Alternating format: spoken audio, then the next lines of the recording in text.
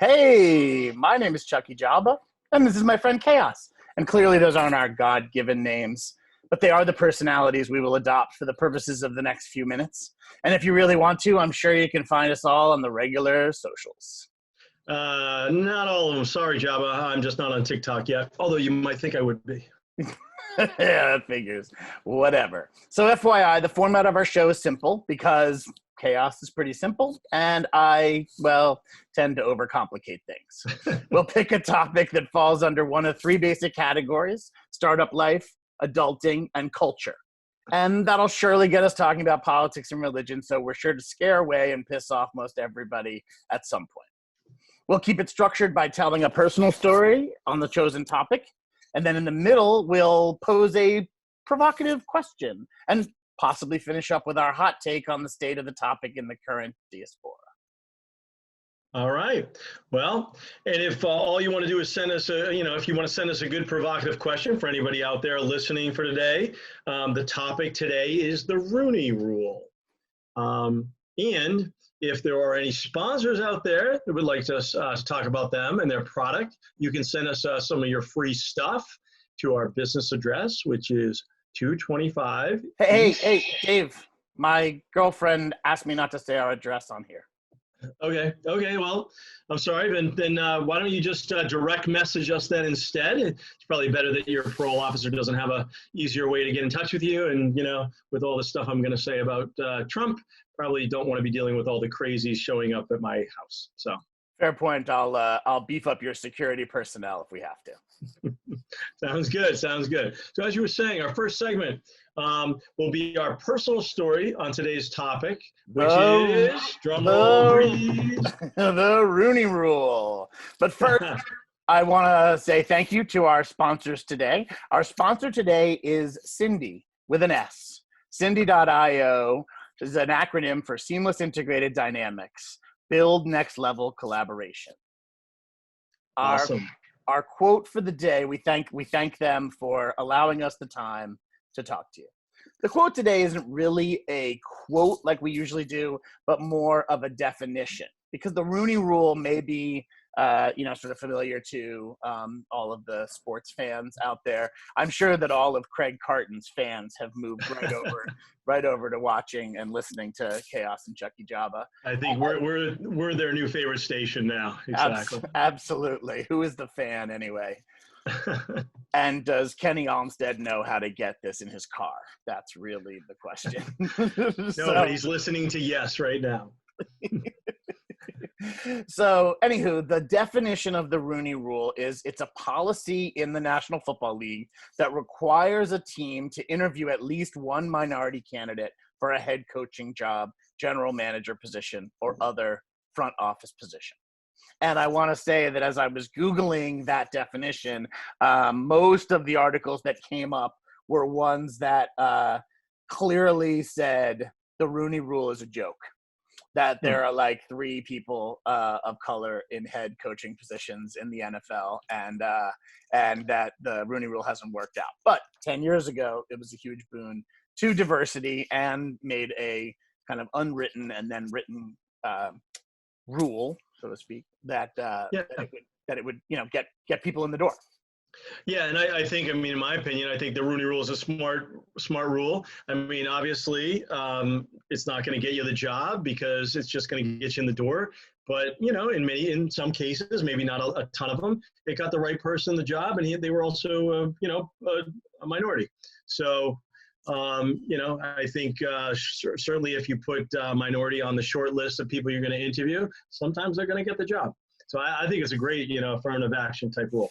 As a mentor of mine says, and maybe this will be our quote for the day, I opened the door, but she walked through it. That's actually from Catherine's dad. So shout out to really? Shout out to Jack McCauley, who was the chauffeur for a number of financial services people when Catherine was looking for an internship her junior year at St. John's. But anyway, I'm foreshadowing our guest, who you may see in the upper corner there, who is patiently the lovely Catherine Mary McCauley. Yes. So, oh, you were trying not to say her last name. I thought you might have forgotten her last name. The truth is, you just don't. You were trying to be nice. I get you. We don't say our names because we certainly don't want anybody to know who we really are. No, That's right. That's right. So I would say if Catherine had been a part of our fraternity, her handle would have probably been like DJ Katie Mack. Oh, I like it. Right? Yeah. I might just start calling her that. Yeah, I think you should. She would answer. She would you know what? answer. Yeah, exactly. I can't really tell if that's a glare or not, but I think it might be a glare. I don't know. Do you want to unmute yourself? Now it's like we're talking about you. I am unmuted. Oh, thank goodness. I shut the light off. Should I put the light back on? I know you have an issue with light. How is the light? I think you're gorgeous. Perfect. I think you're just low in the frame. I think she just wanted to see how crazy, much of buffoons we could be talking about her while she was clearly unmuted, but just wanted to see if we could embarrass ourselves. Do I have ourselves. to call you by Chucky, Java, and Chaos, or can I just say Dave and Charles? I can't say that, or I think you can. I have to be honest with you. I'd like for you to call me Chaos. No, I'm just kidding. Yeah. Call me. Okay. As somebody once said, and I've said many times in my life, you can call me anything you want, just don't call me late for dinner. So that's the stupidest joke ever. Thank you for having me as the first guest, I think, on the podcast. So I'm truly honored to participate in this way and provide you with interesting and content that you may comment on today and in the future. We are excited. We have been commenting on your thoughts without you, so now you are, sort of a voiced member. But your opinions have been well trod on this podcast, both episodes. Right. Do you want to talk about this rule, though, Charles? Right? Yes, exactly. But with regard to something a little bit different than sports, is that right? Well, yeah. So again, affirmative action, hiring, sort of getting outside of your bubble, which of course we talk about all the time with the sort of Trumpism and things like that. But what I specifically wanted to sort of think about was like, how do we apply the Rooney Rule to hiring in our own companies? How do we apply the Rooney Rule to dating? How do we apply the Rooney Rule to, who do we invite to a cocktail party? Well, I've done all of that. So I've done it all. I have applied the Rooney Rule in all aspects of my life. Wow. From a recruiting perspective, really, I don't want to talk about affirmative action. I'd like to talk about widening the net, right? It's about widening the net. It's about expanding your universe. And the Rooney Rule, from my perspective in the workplace, is people are always saying, I can't find qualified, diverse candidates. That's BS, really, right? You need to search more. You need to look farther. It's very easy to hire the caddy who went to Lafayette, right? Then we get stuck with all caddies. It's like the Patriot League lacrosse players. Nothing wrong with that. But we need to move on, right? And so the Rooney Rule is about ensuring that you have qualified candidates in front of managers and talking to managers about the importance of diversity. The importance, Charles. Honestly, what do you do for a living? I work in human resources for a financial services company. And our industry is woefully not as diverse as it should be. And, we talk about diversity in lots of different ways, right? We talk about cognitive diversity, diversity of thought, diversity of background. Right now, from a Rooney Rule perspective, I'm talking about diversity that you can see, right? Above it.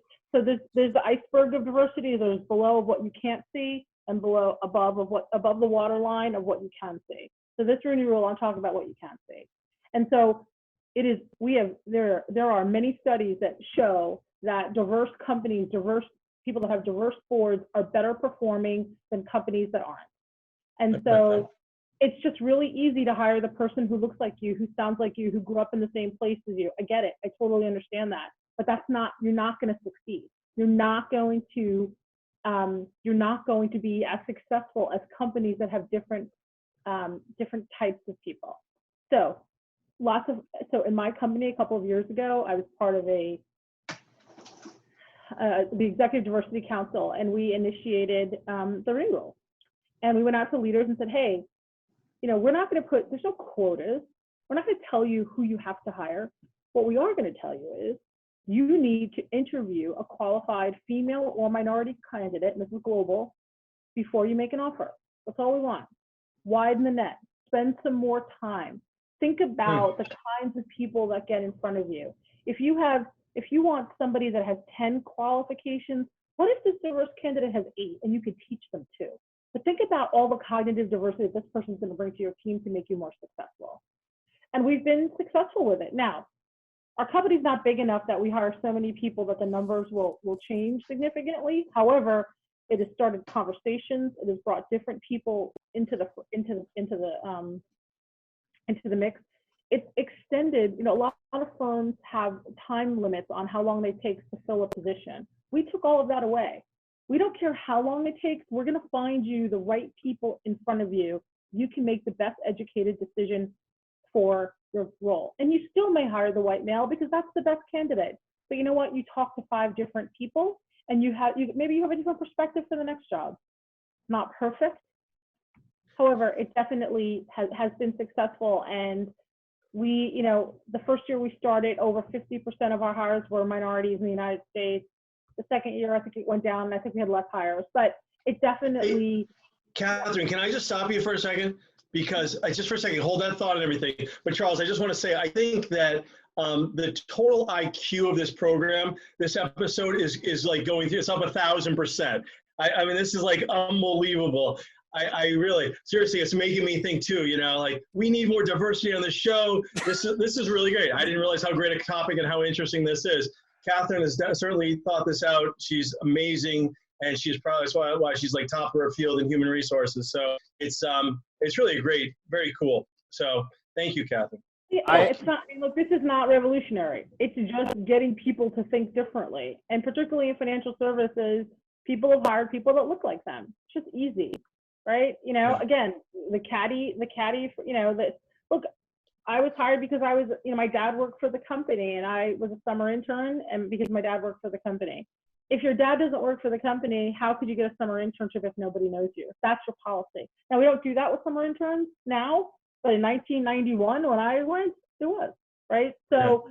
I think it's, again, just getting people to have a conversation about diversity. It's a scary conversation for some people, right?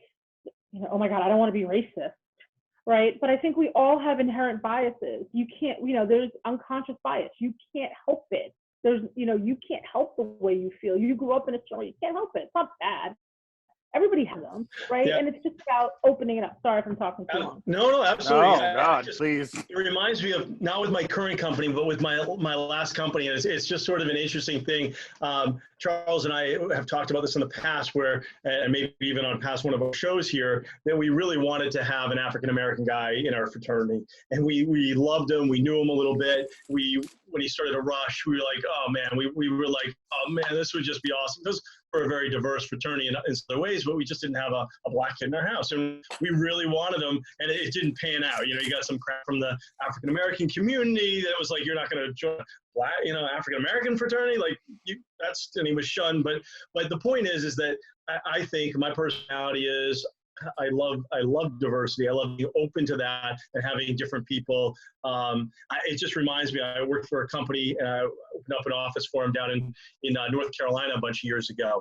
And we had a team that covered basically from upstate South Carolina through like Charlotte, Greensboro, Winston-Salem, up through the Raleigh area. And a team pretty much mixed of men and women on the team. But we're in the South, and I wanted to hire, we found a very good qualified guy, and we had a turnover in a position. And I interviewed a guy who was sharp as a tack. He was African-American, and he lived out like in the Winston-Salem area.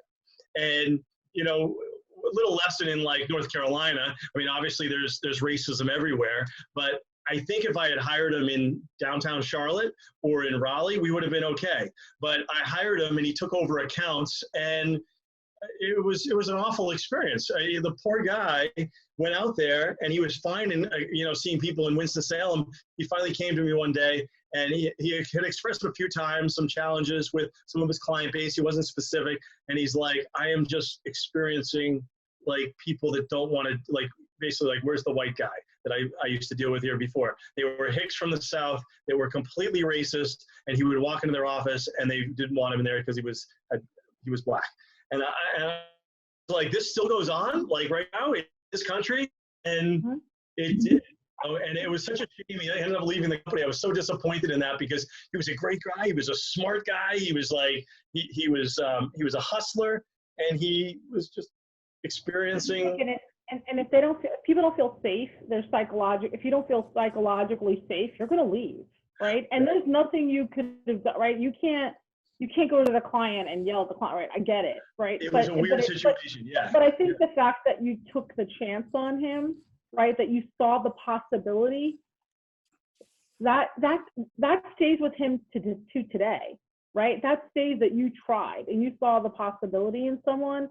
And honestly, I think as leaders, and you've managed people, Charles has managed people, we're making differences in people's lives, right? That they're going to take along with them. And that is a responsibility. And when you take a chance on someone and even if it doesn't work out, they know you tried.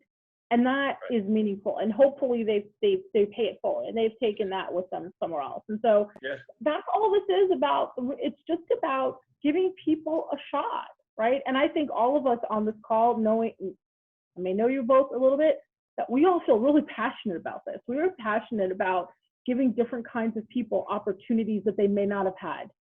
And I'm super passionate about it. And, lots of people who I work with, a lot of people that I work with are super passionate about it, and it's hard, and it's hard, and these are hard conversations to have. There's a vulnerability that you have to show as part of this sometimes, right? But especially in financial services, this is super hard, right? But we know it's all about the numbers. There's Harvard Business Study, all the different consulting firms. Firms with diverse boards do better. Firms with a higher sense of diversity do better. Lots of organizations, pension funds, won't do business with companies that you have to provide them your diversity statistics.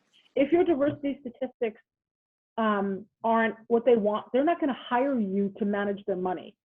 So when it gets to the dollars, and it's unfortunate. That's when people. But that's actually a really positive thing, right? For a company to say, if you don't have diversity, why would I want to work with your type of company? To have that kind of power, is that's money. Things happen. Then a company says, well, I guess we better get some more diversity in here. In the UK, in financial services, companies with over 250 employees have to submit to the government their gender diversity pay gap, right? How much men work versus women, and it's painful, right? And HR were like, oh God, What are the numbers like? Well, I think it's anecdotally. Here's the deal. I don't think women, so if you have 10 investment bankers, I would assume that the women make just as much as the men because people are so focused on this. The problem is if you have 10 investment bankers, 9 are men and 1 is woman. It's about the quantity of people in the jobs, not necessarily the compensation, what they make, from my perspective. This is my own opinion, not one of any companies I work for or any legal person. So, but anyway, so I'm super passionate about this. Oh, the bell is ringing. Yep. All right. So I'm going to move us on to Act 2 with a provocative question. And I'll ask it first. And then Dave, you'll go, and then Catherine will go. Have you ever dated someone seriously of a different race? Who's going first? I'm going first. Okay. I asked the question and I didn't want you to. I wanted to have some time to think, Dave. I don't know if you remember all the many people that you've dated, but I do want to talk about. I know just this is transvestite was coming to mind, but that's, I know, and I've been fortunate to date a number of different people. Full disclosure, including Catherine McCauley, and I'm lucky to have finished my dating career with her. But in high school, I dated, like a bunch of white preppy girls from Princeton. And then one night I went out with it was like football season, I think my junior year, maybe sophomore year.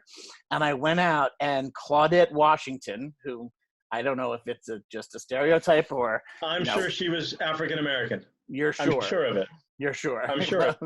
Ding ding, she was African American. You're right. You're right. You win a sticker book. And I'll send you a virtual reality headset. And so so Claudette and I, ended up in this like a big kind of dance hall. Like, I mean, we went to like. I'm just glad you didn't say back seat in Catholic. No, not at all. What was really interesting about it, besides the fact that Claudette was just cool as shit and whatever. Like, I mean, it didn't matter. I was a sophomore in high school or something like that. And, huge, not what I didn't assume I was desirable. And you know what I mean? Like, now I know I am, but I don't. You sure are. Yeah, I know. Both of you, you and me and the lamppost. Thank God only one person on this call thinks that I'm really hot, and she's the only one. I do. Wait, Catherine does? I do too. Okay. All right, you're a little bi-confused right now? Yeah, right. Yeah. But the thing about this sort of like, and it wasn't like we didn't date for a long time. I don't even know if it was more than like one evening, but it was incredibly impactful on me because besides the fact that she was Black and besides the fact that she was a senior, it was also, we like the time that we spent together was in places in town. I'd lived in Princeton, New Jersey. She had lived in Princeton, New Jersey for whatever, 15, 16, 17, 18 years. And yet we went to like, a kind of a dance hall that like I had never seen before, and we went to basically like the Black part of town, you know what I mean? Like my mother calls it the tree streets because it's like spruce and poplar and birch, but that's just the part of town that, you know what I mean, like most of the sort of lower income people live, and New Jersey has this great like law, it's slipping my mind at the moment, but anyway, it requires every province to have a certain number of low income housing. So even a place like Princeton has got you know what I mean, like sort of diversity built in. And so yes, I know Black people. I know Black people. I'm just glad your mom didn't refer to it as, oh, you're going out with a girl from the other side of the tracks. No, that was Pearlie's mom who kept saying that. Would say that. Okay. Yeah. I don't know why. I just listened to this song the other day, and this is going to be sappy or whatever, but the old Kink song, "Come Dancing." And that line always it just, reminds you of like you were out with her, kind of thing, and old parts of town. And I don't know if you remember that song. And then there's like this line where the day they knocked down the pally, my sister stood and cried. The day they knocked out, and it's like, oh man, it's just like remembering your childhood home and the things that like just aren't there anymore, that they just like cleared and built like big office buildings on now. So anyways, I digressed. But no, that's really interesting. Was Catherine next? No, you're next. I'm next. Okay.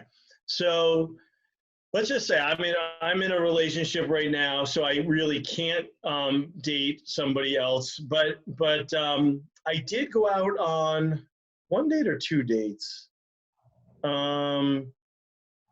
Well, I don't think I ever went on a second date, but I had a really good fun. I'm not in touch with her anymore, but maybe 2.5, 3 years ago, something like that, with an African-American woman that we sort of hit it off. We had great conversations. I think when we actually met, we drove up to like the Hartford area. For some reason, I'm not really sure why, we went up to see a special movie. I wish I should remember the movie.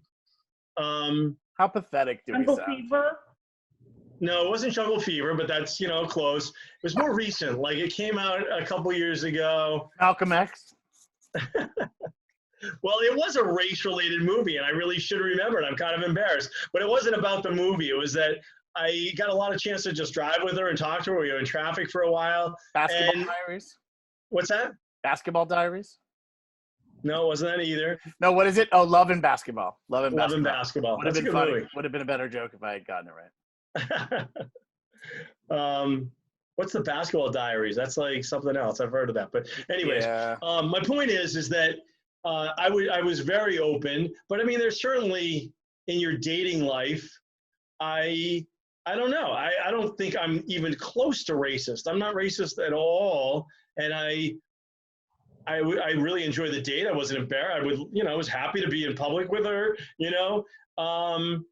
but I don't know. I mean, it's one of those things, as sad as it is, like, My mom's almost 80. If I was really seriously dating an African-American woman and it became really serious, would I feel even for a second like I have to tell you about the person I'm dating, you know? Or do I just show up at the house with her, you know? I don't know. It's just different, you know? What would your dad have said? I think my dad would have been totally open to it. You know, he would have been like, my dad, I was thinking about him the other day because it would have been his 81st birthday on Mother's Day. And he said, I remember at Syracuse one time, he put his arm around me. He was like, son, wow, the girls here at Syracuse are much prettier than they were at Cornell. He's like, your mother, you know, was the exception. But he was, you know, I don't know. I think it was just he was very open-minded, I think, in that kind of, in a socially, you know, type thing. He was a conservative guy, but he would just have been like, oh, she's cute. Yeah, you know, you wouldn't have seen color. As the two white males on the panel, we have sucked up so much time talking about our single dates with women that, you know what I mean? Like, sadly, we don't know anything about. And I just got a notification from Zoom that because there are 3 people on the call, we have 8 minutes left. So that's it? the next time we do this, well, we might just go off and start again, like D Nice does on Instagram. But essentially, I would love to get Catherine's answer to the question, including maybe some of your neighborhood response, or you know, your dad's response or something. So yeah, I grew up in a very segregated area of Queens. I didn't know anyone different than me most of my life. The first time I ever talked to a Black person was in high school. I didn't know anybody Jewish until I was like 19. I didn't know anybody Protestant, right? I just knew, you know, I knew this kind of very Irish Catholic youth, and didn't know anybody different, but I knew that I wanted to, right? And I knew that I was interested in other people, and I knew that I loved different kinds of music. And I always, you know, I watched Soul Train every Saturday. I listened to hip hop music. I was very attracted to that from a cultural perspective, to different types of people. My friends all thought I was weird. None of my friends were into that. When I, college, went to college, it's very segregated.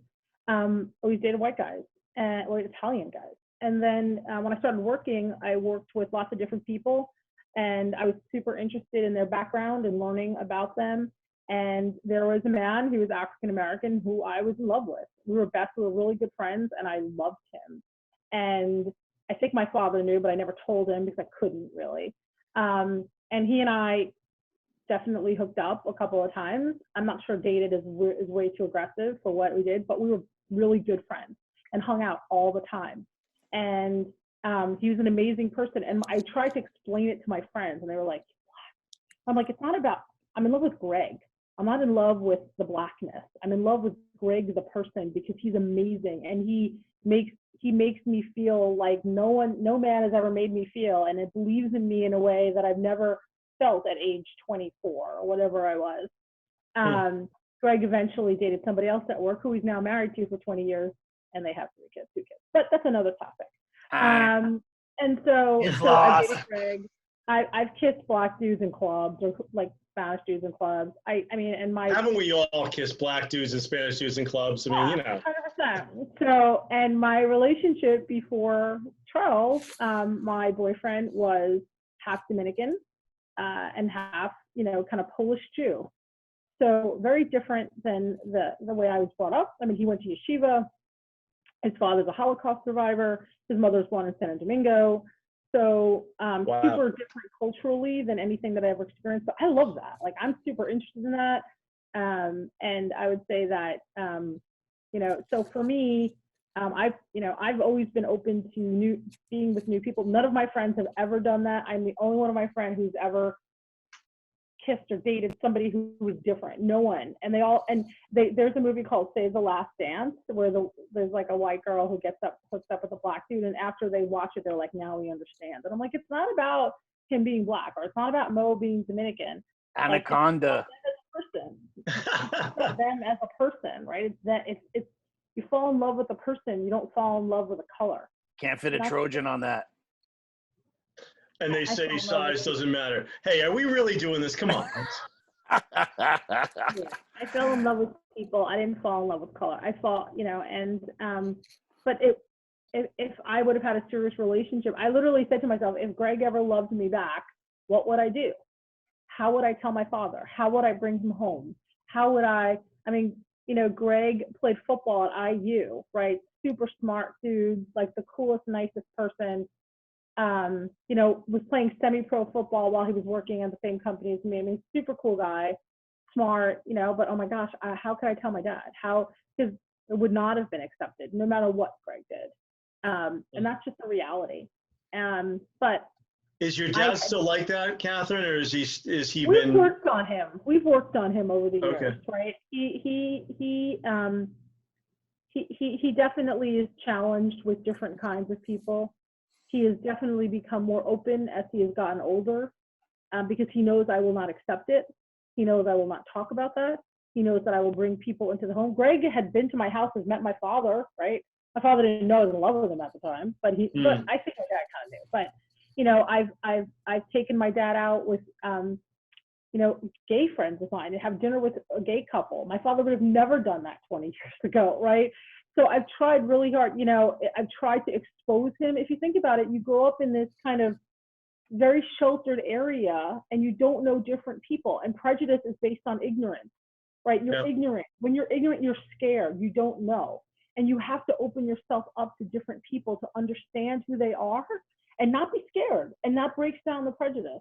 And if my mother, who died when I was 22, so she died when I was a senior in college, right? She always taught me, my mother who grew up in a very sheltered area too, Catherine, there's good and bad and all. And I've lived with that every single day of my life. And I've really tried hard to live my life that way, even though my friends made fun of me, my father wouldn't have accepted me, my family wouldn't have accepted me. I've tried really hard to remain true to that. Yeah, it's just so funny to me, obviously, maybe not obviously, but, I grew up in a town called Littleton. I don't know if you knew that, west of Boston. And you could tell, I was a masshole. Littleton was probably a little hick town. And yes, it was a little hick town. So it makes a little more sense that I think there were only 2 African-American families in my entire community. But what's funny to me is that, like, my perception would have been, oh my gosh, Catherine grew up in Queens. Like, she must have known, like, everybody from every nationality in the world. But it's just amazing how we segregate ourselves, Super segregated. It was like if my mother was the first Italian on the block. When my parents bought the house, my mother was the first Italian on the block. And the area I grew up was very, when parents moved there in 1971, all German. All my friends are German. I try Zuffa. I can do like German drinking games, like everything. Right. So, but I remember my mother telling me that she felt weird being the only Italian, right? They know I'm Italian. They think we're different, and it's just kind of like, that's what Queens is super segregated to this day. Black people live there, the Spanish people live there, the Italians live here, so the white people are all mixed now. So the Italians, but then there's really like, this is the Polish neighborhood, and it's just no. Yeah. So I hate to cut this off. It exacerbates it. I hate to cut this off. We're like down to a minute. But we need to use a word from our sponsor, and then I'll send you a new link, and we'll jump back in a minute to hear how you ended up with a big fat white Protestant. Cindy.io, SINDY.io. Let's take a pee break and hear from our sponsor, and check out the show notes for links. And I love you all. So you're sending a link? Yes. All right. Hello.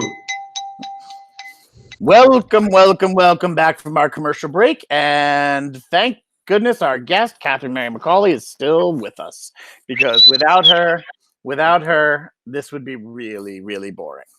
So we were talking about how we knew Black people and how we had dated Black people, and that made us feel like we were diverse, which is pathetic, because we really are just 3 wonderful white people.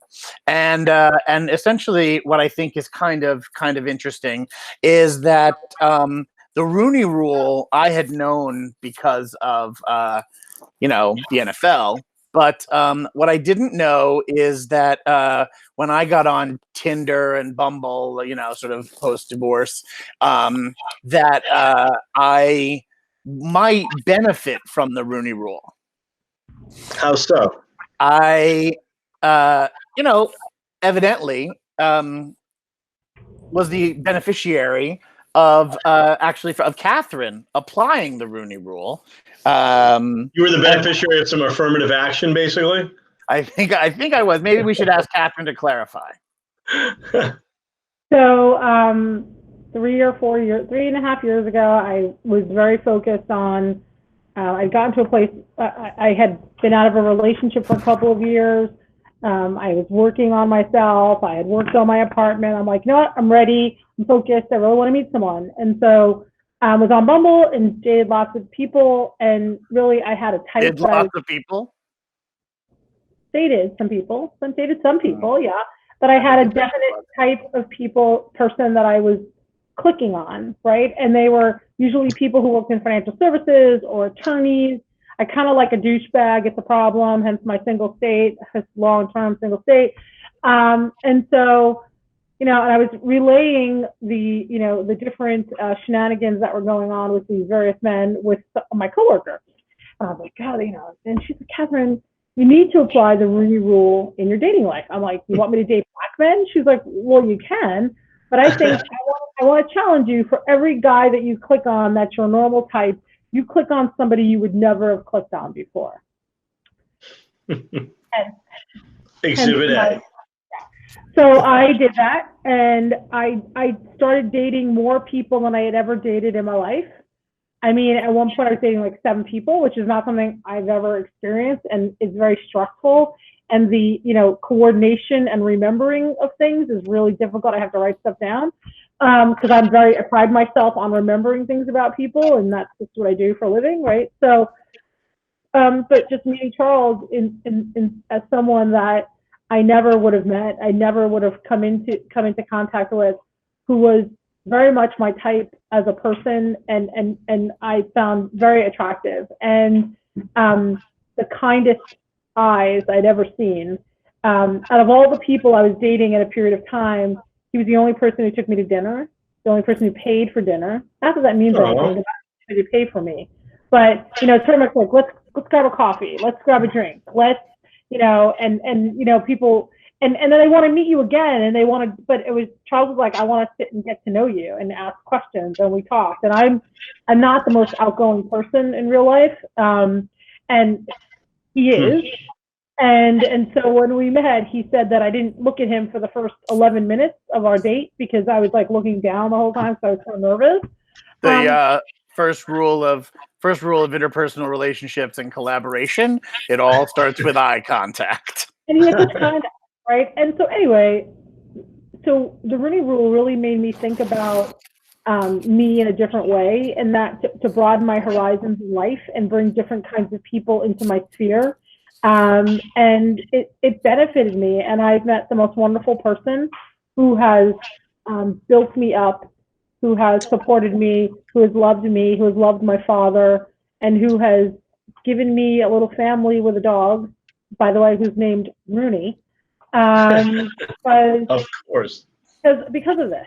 And, it was the best decision I ever made. And I think I'm probably somebody different for him as well. He wasn't deliberately doing the Rooney Rule, but I don't think he had not met someone really in my industry or with my background. And I think you are much, much, much, much, much cooler than anybody else he's ever been with. Believe me. I can guarantee you that. It's not a comparison. All I'm saying is that it's not even about that. You were much cooler than anybody else. I think I've brought a different perspective into his world as much as he's brought a different perspective into my world. That's all you can ask. Yeah, I'm actually wanting to date him right now. I mean, it's like unbelievable.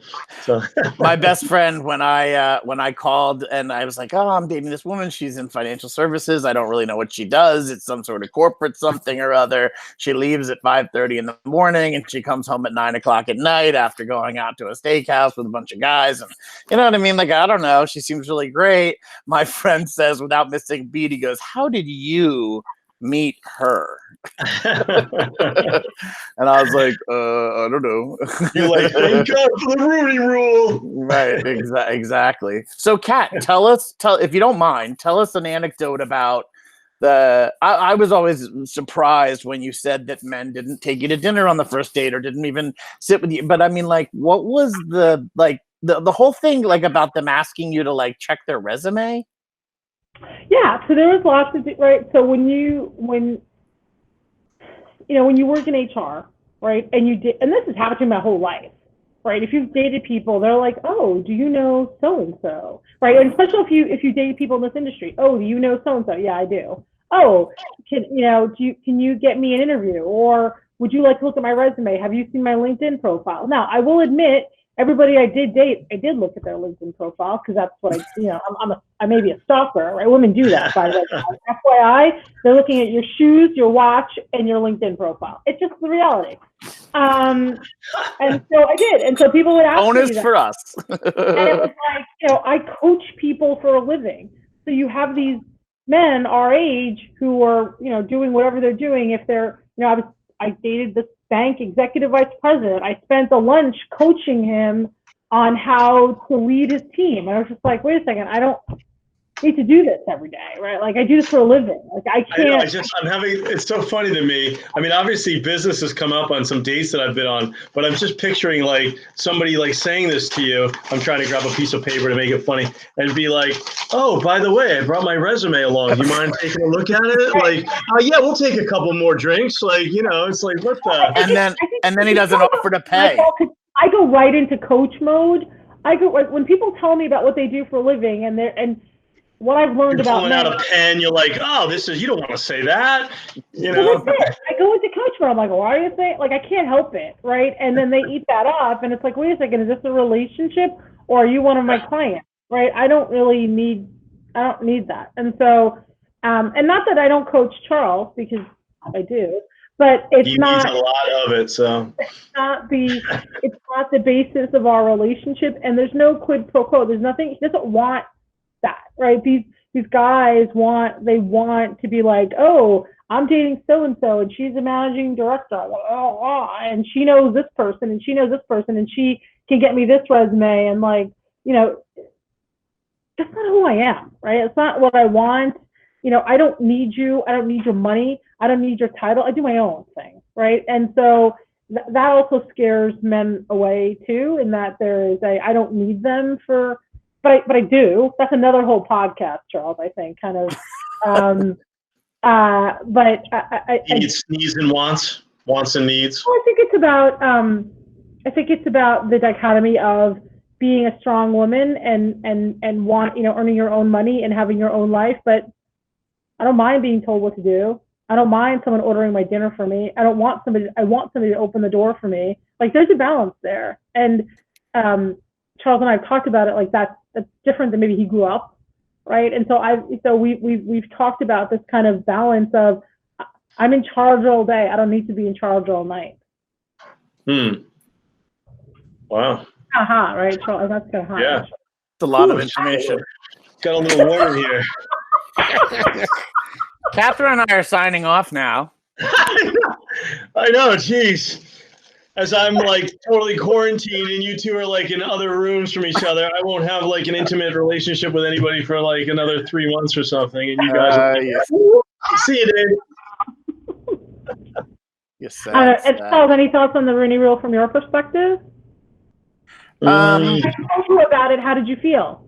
Well, again, I had no idea. I live with this desire to meet people and love people and get to know people. I walk the dog and meet new people. And so the whole, extrovert, ENFP thing, you can do it, you can turn it on, but you don't need to. I need to collaborate. And I don't do well. Like, quarantine is nothing because I know all the technology to get together with people, but like I need to continue to, to talk to people and to meet people. So for me, that has led to an incredibly eclectic life. And I consider myself really lucky. That said, those laws are called the Mount Laurel laws in New Jersey that require low income housing. So, but that played a role in my life, and I didn't even know that was not a thing. I mean, I've had 2 women in my life ditch me because I wasn't Jewish, among other myriad reasons that they ditched me, or I ditched them. But I didn't even know that, like that was a thing. It was, oh, who cares? She's Jewish, I'm Methodist, we'll figure it out. That's not that easy. As you guys both know. So I think for me, the diversity is inherent. And, partially my parents are from the South. I was raised in the Northeast corridor, blah, blah, blah, blah, blah, blah. I think that I have a grasp on the diversity. I never thought that I needed it.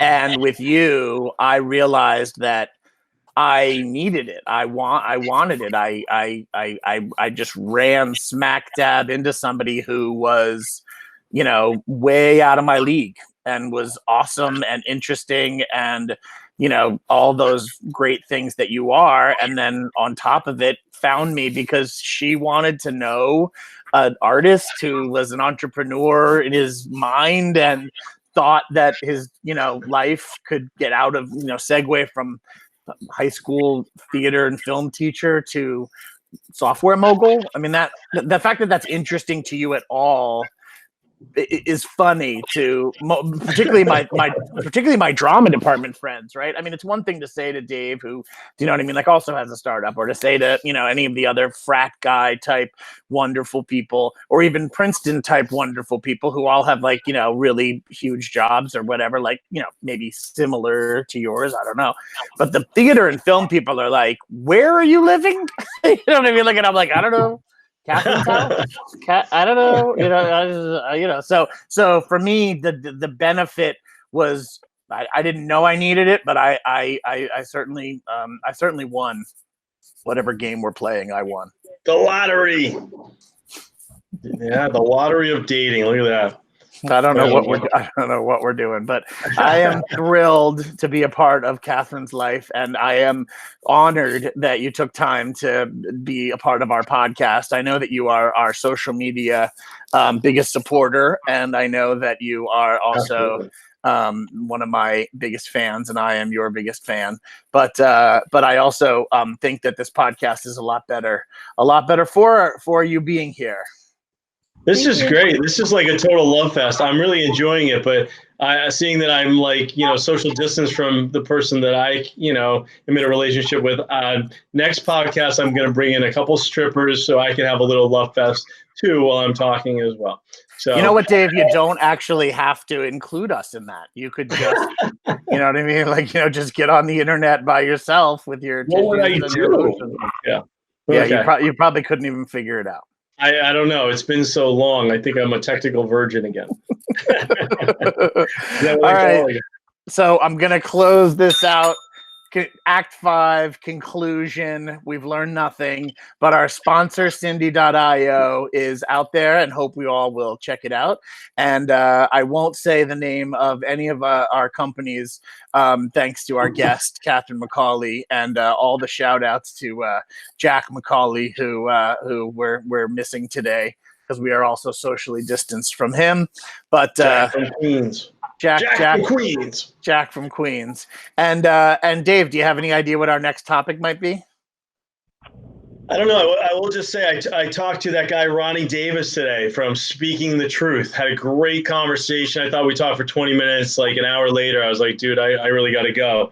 But I had we just had a great meeting of the minds in terms of like. So what would be the topic, just to tease our audience before I get out of here? I don't know. I got to talk to him again, I think, just to see if he wants to do it. He didn't definitively say he'd like to be a guest on it, but I think it sounded like it. And we had some pretty good rapport together. I mean, obviously it would be something I think actually, we always kind of talk about it. He comes in at some point in the conversation, Trump, he worries right now about this country more than he ever has. I mean, I don't know exactly how old, but he's got a 38-year-old daughter, and then some younger kid. His youngest is about 15, just actually turning 15, is like a week younger than Ben. But he he's probably 55 to 60-ish, and I guess he's got to be around 60-ish or something like that. And I think he'd want to talk about like racism in America, just a little bit about what's going on in the world right now and in the country right now. He was pretty interesting to talk to.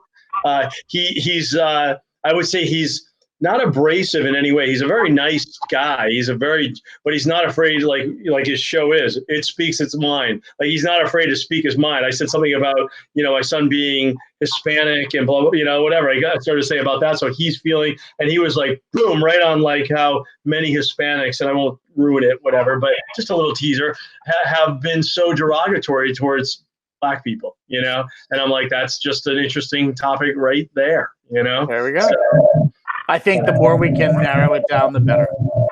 Yeah, no, absolutely. We'll figure it out as we go. But I don't know. There's so many great topics we can talk about. Sounds good. Maybe next week we actually do our nicknames and give people what they really want to know, who we are on the inside. I'm ready when you are. What kind of pizza we like. All right, sounds good. Signing off. Thank you again, Catherine. Love you. It's a pleasure. Bye, Catherine. Nice to see you. Bye, David. Bye. Bye, Chucky Java. Later, Chaos.